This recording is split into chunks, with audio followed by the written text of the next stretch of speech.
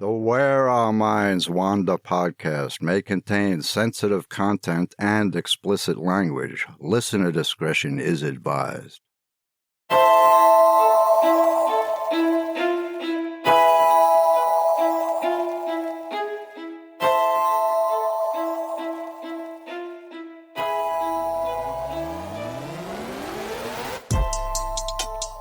Greetings, fellow wanderers, to the places our minds wander.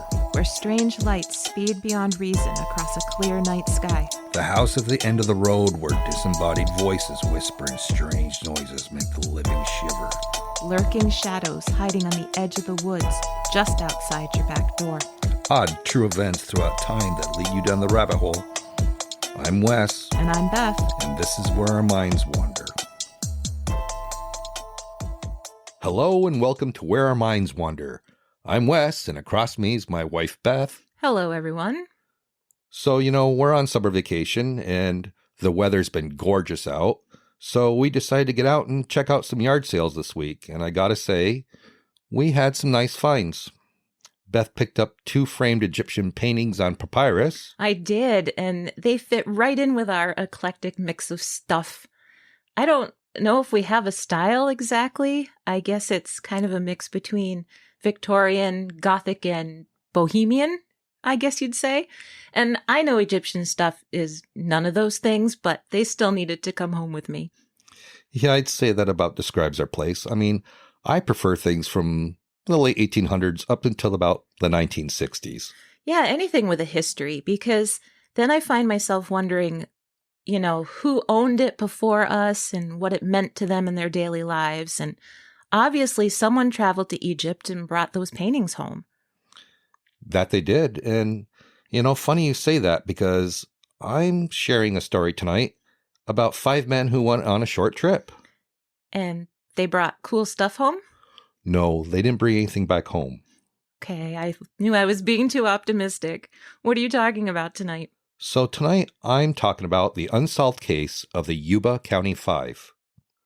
On February 24th, 1978, 5 friends from Yuba City in California, Gary Mathias, Jack Madruga, Jackie Hewitt, Ted Weir, and William Sterling, set out on a road trip to a basketball game. Instead of driving home after the game, though, they inexplicably drove up a mountain into a relatively remote wilderness and were never seen alive again. Oh, boy. The Mathias Group incident, also known as the Yuba County Five case, has been nicknamed the American Dyatlov Pass Incident. Oh, interesting. So, in case our listeners don't know, the Dyatlov Pass incident was back in 1959 when 9 hikers from the Ural Polytechnic Institute went winter camping. And sometime in the night, they cut through their tents from the inside and ran from their tents with completely inadequate clothing on. 6 of them died from hypothermia, 2 from chest injuries, and 1 from a fractured skull. And it still remains a mystery to this day as to why they fled their tents. Also, I should mention that the 5 men range in ages between 24 and 32, and each one had either special needs or mental health issues. I honestly don't know if these issues had anything to do with their disappearance, but I did want to mention it. Gary Mathias, who was an assistant in his stepfather's gardening business, was diagnosed with schizophrenia after a stint in the military. He was taking stelazine and Cogniton to control his symptoms. However, police records show that Mathias was not always consistent with his medication and was violent on occasion, resulting in 2 assault charges. He did spend some time in the Veterans Administration Hospital. Ted Weir was employed for a while as a janitor and a snack bar clerk, but his family urged him to quit, out of concern that his special needs were causing problems. Jack Madruga, also an Army veteran, was laid off in November 1977 from his job as a busboy for Sunsweet Growers. William Sterling, Madruga's best friend, was deeply religious and spent hours at the library. And Jackie Hewitt, the youngest of the 5, was described as Weir's shadow, and Weir was reportedly very protective of him. Their day began pretty much the way you would expect. On February 24th, they all got into Madruga's turquoise and white 1969 Mercury, and he drove them the 50 miles north to a collegiate basketball game at the California State University in Chico. All 5 men were pretty excited, as they were major basketball fans. They even had a game of their own scheduled for the following day, playing on a team representing the rehabilitation center they all frequented. Weir had even reminded his mother before he had left that he had a big game coming up and not to let him oversleep. The game ended around 10 p.m., and the men stepped at Beers Market, about 3 blocks from the university, to buy junk food. Their clerk was trying to close up and was reportedly a little annoyed by the holdup. The men bought 1 Hostess cherry pie, 1 lemon pie, 1 Snickers bar, and 1 Marathon bar, 2 Pepsis, a quart and a half of milk, and then they all got back in Madruga's car and inexplicably drove east for 70 miles. Well, that's weird. That it is. It wasn't even the right direction. No. The next day, February 25th, the concerned families called the police. That day, a forest ranger found Madruga's car abandoned on an unpaved road near Oroville, in the Rogers Cow Camp area, at an elevation of 4,500 feet above the snow line. Police found no evidence of foul play at the site of the car, but strangely, the car was unlocked and 1 window was rolled down. The keys were missing. Candy wrappers, milk cartons, and basketball programs littered the inside, but maps were neatly left in the glove compartment. There was no obvious signs of damage to the car, and it had around about a quarter of a tank of gas still in it, and it wasn't stuck in the snow. So, just to clarify, they weren't in any sort of accident that they could tell, and they still had plenty of gas. That's right. The terrain around the car was rough, rocky surfaces, wooded paths, and snow-covered slopes, but search parties were sent out right away. Helicopters surveyed the area from above, and officers used horses to get around on the rocky roads. They searched for 5 days, not finding anything and not stopping when a blizzard dropped 9 inches of new snow on the area. The snowcats struggled to even make it through the drifts. They eventually called off the search, but not before receiving a strange tip. Joseph Shans contacted the police to say he had seen the 5 men between 11 p.m. and midnight on the night they disappeared, but Sean's tale is odd, to say the least. In one version, Sean said that his car got stuck in a snowbank, and when he went to shovel himself out, he had a heart attack. Oh, jeez. He claimed he laid in his car until he saw 2 sets of headlights approaching him from behind. One belonged to a car, and the other to a pickup truck. Sean said both vehicles stopped about 20 feet from him. The passengers abandoned the pickup truck and all got out into the car and drove off. In Sean's second version, he said he heard strange whistling noises while he laid in his car, and then he saw a group of men and a woman with a baby walking up the road from just one car. He claimed he called for help, but then the headlights of the car shut off. He then said a few hours later he saw flashlight beams outside the car, but when he called for help again, the lights just shut off. Okay, weird. When questioned further, Sean said he may have hallucinated due to the trauma he was experiencing himself at the time. Right, but do we even know if the car he saw was Madruga's car? I think police considered it as a lead, yes. I also think he suffered from confusion and memory loss due to the heart attack, which is common. Oh, okay. That makes sense. However, a woman's store owner reported seeing the 5 men in a red pickup truck on Saturday and Sunday, about an hour's drive from the site of the abandoned car. She reported that 2 of the men came in to buy food, a third made a phone call from a nearby phone booth, and the other 2 stayed in the truck. All in all, there were thousands of leads. Everyone seemed to think that they had seen the 5 men for miles and miles around, but nothing ever panned out until the snow melted. Oh, no. Yep, 4 months later, in June of 1978, a motorcyclist noticed a broken window on an abandoned Forest Service trailer, 19 miles up the mountain from where Madruga's car was found. The biker and his riding group decided to go inside and explore, and once inside, they found a body tucked into a bed, draped in sheets from head to toe. Oh no. When authorities arrived and entered the trailer, what they found was truly puzzling. Heavy clothing, matches, playing cards, books, wooden furniture, and other materials which could have easily been used to start a fire, but there was no evidence that any fire had ever been lit. Also, the trailer was stocked with plenty of canned food and dried food and a can opener.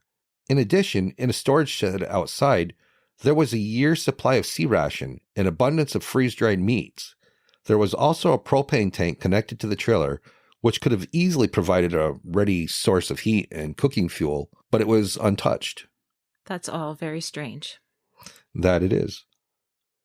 The body under the makeshift shroud was Ted Weir. More puzzling than the abundance of food and fuel in the trailer was Weir's remains. It appeared that Ted had lived 8 to 13 weeks after his disappearance, based on the length of his beard and around 100-pound weight loss.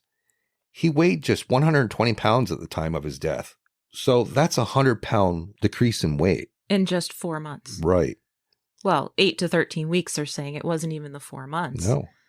The bed sheets were tightly tucked over his body, which he certainly couldn't have done himself. His leather shoes were missing and his feet were badly frostbitten. But starvation was determined cause of death, which is so odd, because he certainly had resources there in the trailer. Police found only 36 of the sea rations and 12 of the canned food goods had been opened. That is so strange. Yeah. On a table next to the bed, authorities found the nickel ring with Ted engraved on it, his gold necklace, his wallet with cash still inside, and a gold Waltham watch. The crystal was missing, and more puzzling, all the families said it did not belong to any of their sons. The day after Weir's body was discovered, searchers found the remains of Madruga and Sterling, 11.4 miles from the car.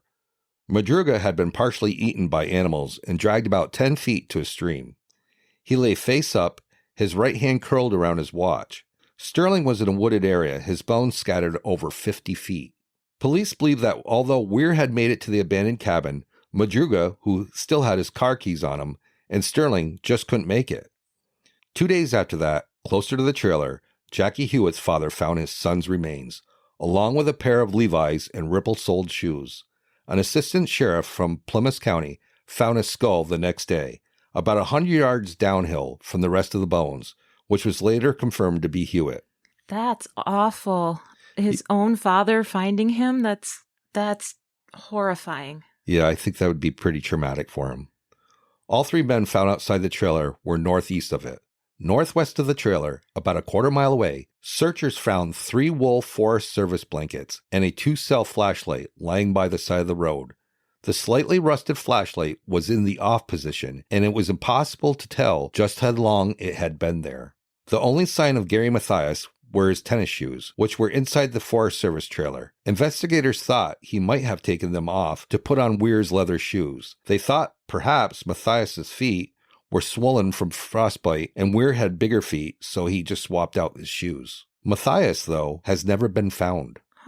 One theory as to why the men went so far out of the way is that Mathias had convinced the group to head toward Forbstown, an area between Chico and the mountain road, so he could visit a friend who lived there. It's possible that during the detour, Madruga accidentally missed the turnoff and got lost, but that doesn't explain why the men didn't head downhill, but instead attempted to trek almost 20 miles uphill. Yeah, that is weird. It's That's very a weird odd. detail. Another possibility is that Madruga and Sterling had left the trailer to go find help and perhaps perished on their journey back, since they didn't have the proper winter clothing. However, police found several pieces of winter clothing in the trailer that they could have worn for such a trek. Police never ruled out foul play, and neither did the families. Melba Madruga, Jack's mother, told the Washington Post that she believes some force had led the group astray. To the Los Angeles Times, she said it was impossible for her to believe Madruga would ever drive his car, which he prized so much, into an area where it might be damaged. And leaving a window rolled down was also something he would normally never do. I'm positive he never went up there on his own, she told the paper. He was either tricked or he was threatened. I have so many questions about this. So, if the car they were all in was found abandoned and Madruga had his car keys on him, why did a couple different reports mention seeing the men in the pickup? It's just totally bizarre. And Sean said, too, that he saw a car and a pickup, so it seems like the pickup has something to do with it all. Well, perhaps so. And if they did have so many resources there in the trailer, why didn't they use them? It's definitely a head scratcher, and hopefully the case will be solved someday. You know, I don't really take too much of what he says as factual, because he was suffering from a heart attack at the time, and it's not unusual to become disoriented, confused, and after that have memory loss. But hopefully somebody comes forward someday and maybe heard something. Or saw something else. Or And they can open this file back up. that would be great. It would be awesome for the families to have some closure.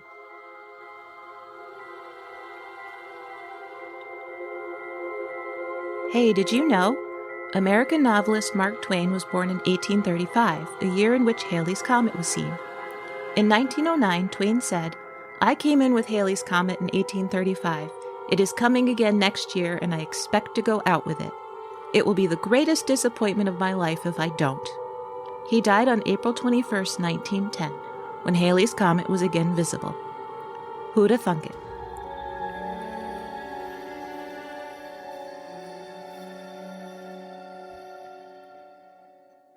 So, Beth, where did your mind wander this week? I'm going to take us to Czechoslovakia, to a possible portal, or a Nazi occult chamber, or a gateway to hell, or possibly all three, because I'm talking about Hoska Castle. Oh, interesting. I've heard of it. Hoska Castle, built between 1253 and 1278 during the reign of Ottokar II of Bohemia, is located 47 kilometers north of Prague in Blatte, which is an incredibly remote area, surrounded by swamps, forests, and sandstone mountains. It has always been remote, so much so that its location never had any strategic value, and it never sat on any trade route. Wait, why is it even there? Well, that's the million-dollar question. So, archaeological evidence shows that Celtic tribes inhabited the land far before the Middle Ages, and Slavic tribes migrated to the region in the 6th century. Bohemian chronicler Václav Hájek detailed in his Czech Chronicle in 1541 that the first known structure at the site was a small wooden fort at the top of the sandstone cliff. Sometime during the 9th century, a crack opened in the cliff. Oh my. Villagers claimed the crack revealed a seemingly endless abyss, and they whispered it must be the entrance to hell. Allegedly, the locals were terrified of the half-human hybrids that began to crawl out of the hole at night and tear their livestock apart. You mean like vampires? Maybe, I don't know, they sound terrifying. That they do. Fearful of turning into these demonic entities themselves, villagers avoided the area as much as they could. They tried to block it with stones, but the abyss was so deep they were unable to fill it. Wow. King Ottokar II of Bohemia had the Gothic structure built sometime between 1253 and 1278.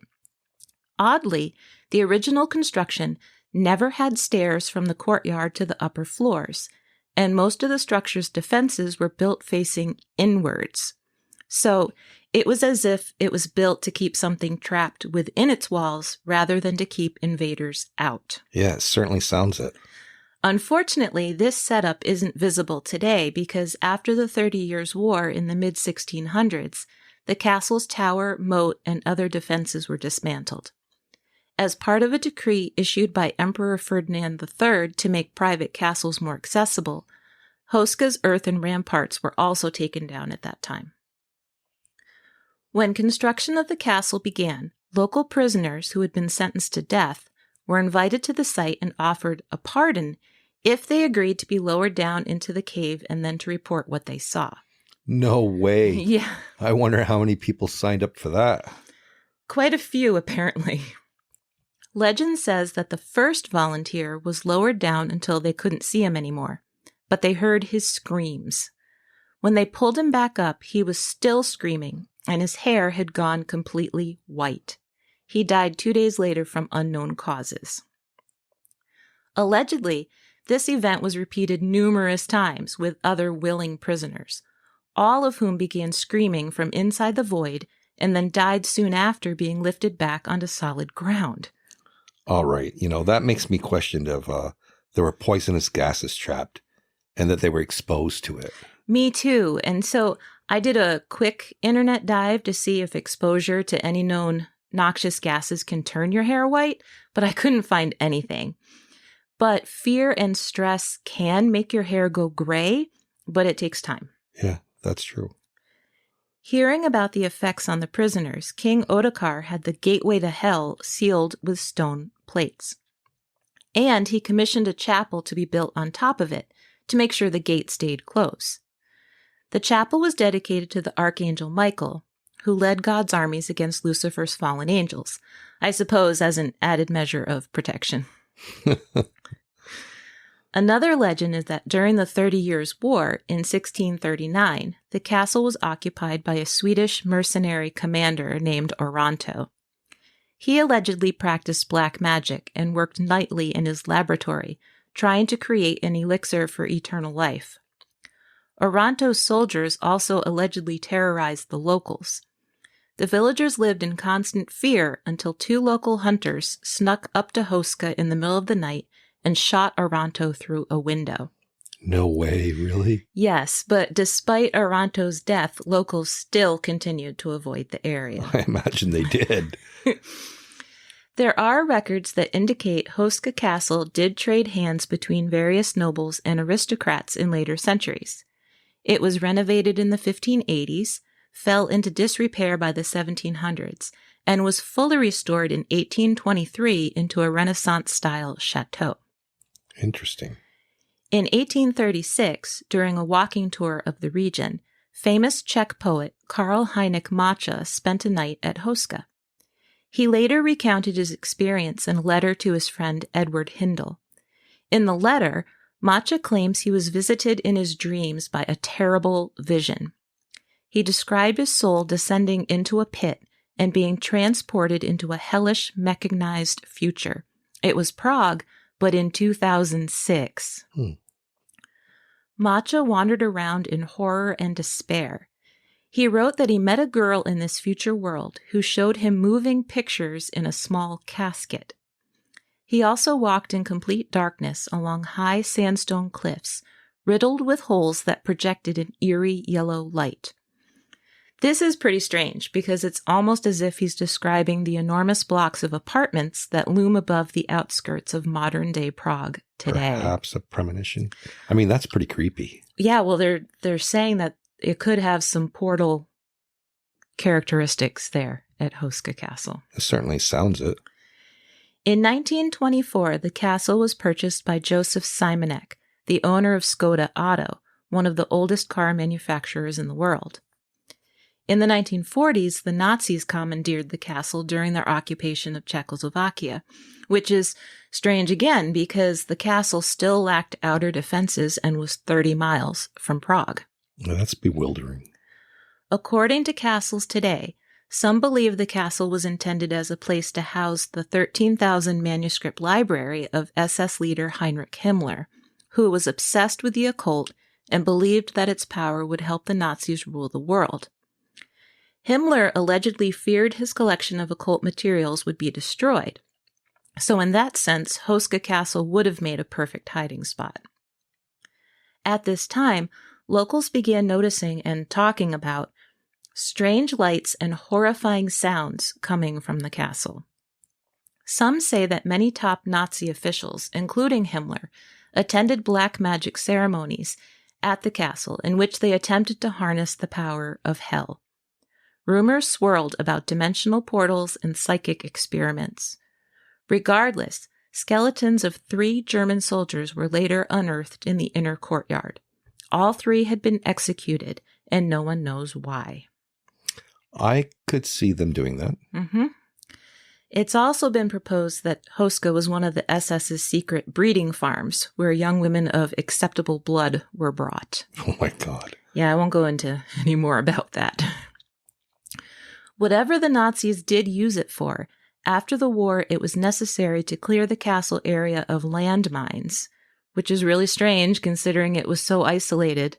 Yeah, that is definitely strange. I mean, what were they hiding? Something.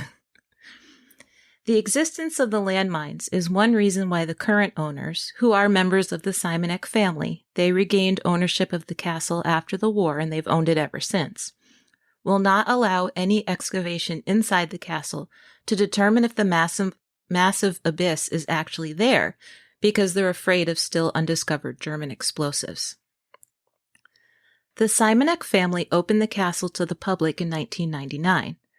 The Prague Daily Monitor reported that many visitors are baffled by the castle's counterintuitive architecture and unnerved by the fresco paintings in the chapel, many of which depict demons and other mythological creatures.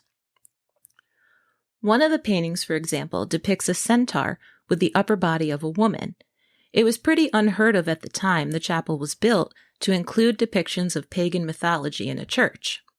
What really catches some people's attention is that the centaur is using its left hand to shoot an arrow, and left-handedness was associated with service to Satan during the Middle Ages. I did not know that. I didn't either until I read that. All the little things we learn. I know. As we delve into our stories. As far as more recent accounts of the paranormal, Hoska Castle does not disappoint. Visitors and locals alike have had more than their fair share of encounters with what I can only assume are ghosts. One common sighting is a large, headless black horse with blood gushing from its neck, galloping just outside the castle gates. It is said to run towards the front of the castle and jump into the air and vanish. Guests have also claimed to see a line of people chained together, walking towards the castle, each person along the chain carrying their own heads or other body parts. A giant black dog has been seen attacking and biting the people along the chain, and some of those sightings reportedly lasted several minutes. At one point, workers in the inner courtyard heard voices coming from the chapel. When they went to investigate, they heard the voices again, speaking in an unknown language, as well as moaning and screams emanating from beneath the chapel floor. Inside the castle, a black figure has been frequently spotted on an upper floor. On the third level, the ghost of a beautiful young woman in a white dress has been seen quite often, peering out a window. There's an account of Jaromir Simonek, the current owner of the castle, and some friends having a drink on the third floor, when his glass allegedly started to move around the table, then lift up in the air. The whole group witnessed it. Then the glass lowered itself back to the table and slid back to the table's center. A menacing presence has been felt in the hunting lodge by at least one guest. She was relaxing in the room with her husband when both of them heard a strange noise, like something heavy hitting the floor close to them. When they turned, they saw a dark figure on the stairs. The figure had no distinguishable features, but it allegedly whispered something about killing some young girls. Oh, no. Yeah. The cellar is nicknamed Satan's Office. A black-robed, faceless priest has reportedly materialized, then walked up the steps before vanishing. So Satan has an office now. Other than hell. He's got an office on earth. Wow. There's a lot going on there. That there is. In 2009, TV's Ghost Hunters International went to Hoska Castle and carried out a paranormal investigation. I actually rewatched the episode earlier today, and they did end up recording some unexplained noises and some growls, and it was their conclusion that the castle is definitely haunted. Oh, I think I remember that episode. It sounds like a pretty wild place. Yeah, and I always like looking at the history of a place when people claim it's haunted or that unexplained things happen there. And it seems like from the very, very beginning, this place had a lot of fear and mystery about it. Well, we know obviously from the records that the Nazis did something top secret there. Yes. I mean, there was some strange stuff going on. Yes. And I don't know why the legends of the prisoners, specifically with their hair turning white, intrigues me so much, but I want to look into it more as far as what could have caused it. Well, I guess being lowered down a bottomless pit would scare the hell out of you. And I bet your hair would turn white. Right. Just out of fear and stress. Especially if they'd heard all the legends about those half hybrid, the hybrid creature things that were coming out of it. Yeah. Right. However many years before. So I think that probably explains some of that. Yeah. I'd be curious to know if any of our listeners out there have ever been to Hoska Castle. That would be cool to know. Let us know what your experiences were and what you saw when you were there, or if you had any strange feelings, or, you spotted something out of the corner of your eye. That would be very interesting. Or if you went down to Satan's basement. Did you stand over the pit and have any EVP recordings? Ooh, Ooh, that would be cool. Yes, tell us what you experienced. Well, I think that about wraps it up for this episode, Beth. Yeah, and we'll see all you wanderers next week for more stories of the supernatural and the naturally weird. That we will. Well, take care, and hopefully you tune in for an all-new episode next week of Where Our Minds Wander. See you soon.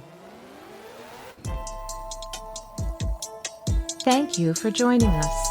We look forward to traveling with you again to the places where our minds wander. If you like what you heard, please take a moment and provide us with a 5-star rating and a comment. It really helps us move up the list so people can find us. See you next week for an all-new episode of Where Our Minds Wander.